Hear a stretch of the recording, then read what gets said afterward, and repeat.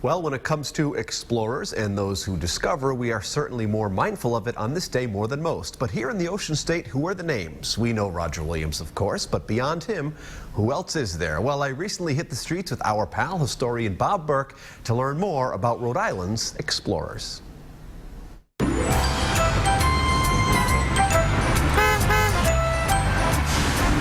Thanks for the lift, buddy.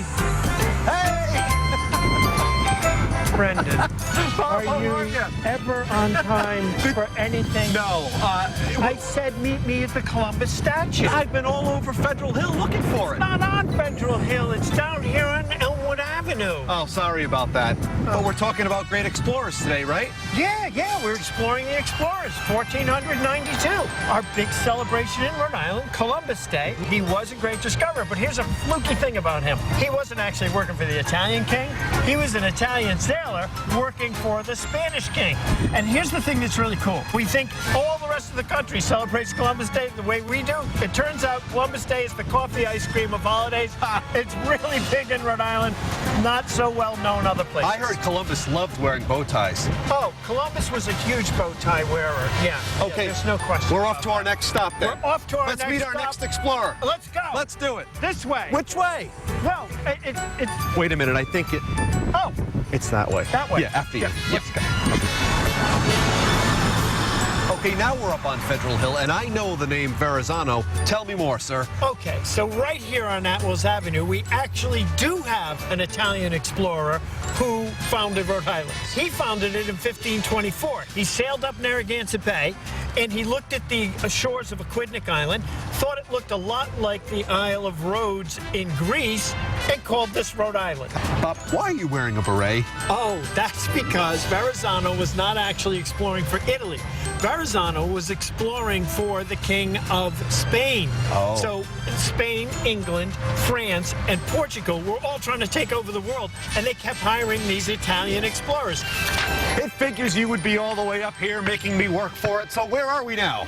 We are under the statue of Roger Williams, who we know for absolutely certain is the guy who got Rhode Island named Rhode Island. He went to London, got the King of England to officially name it that, so for sure, he is the founder of the state of Rhode Island. Is that exactly what he looked like? He never took a selfie, he never had a portrait done, and we don't actually have a picture of Roger Williams. So these are all artists' interpretations. Well, since we're here, why don't we get a selfie? Oh, yeah. Hey, turn around. Sure. Smile. No, I meant the lady. Well, we've arrived at our final spot here today, and Bob, I hate to put you on the spot like this. I don't want to embarrass you, but we're in a parking lot. Brendan, I know I've thrown a lot at you today, but if you don't mind, as Columbus would have said to you, so this great historical spot commemorates the actual real first people.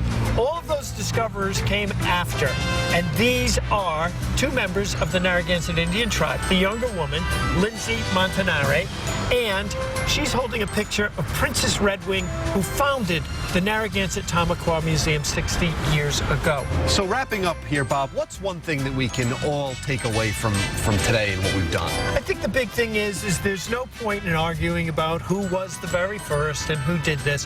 What we do know is that virtually everyone is an immigrant here in Rhode Island, and we should all celebrate that. People came from somewhere else, and they liked this place enough to stay here.